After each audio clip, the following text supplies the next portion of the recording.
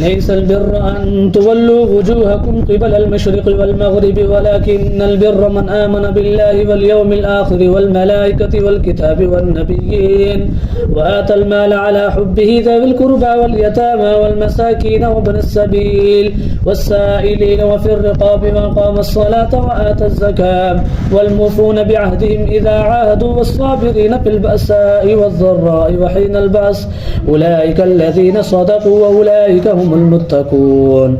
يا أيها الذين آمنوا كتب عليكم القصاص في القتلى الحر بالحر والعبد بالعبد والأنثى بالأنثى فمن عفي له من أخيه شيء فاتباع بالمعروف وأداء إليه بإحسان ذلك تخفيف من ربكم ورحمة فمن اعتدى بعد ذلك فله عذاب أليم.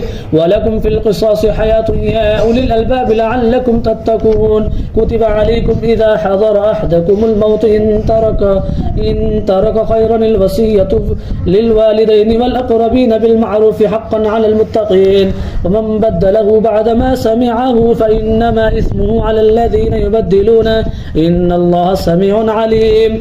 فمن خاف من موص جنفا أو إثما فأصلح بينهم فلا إثم عليهم إن الله غفور رحيم.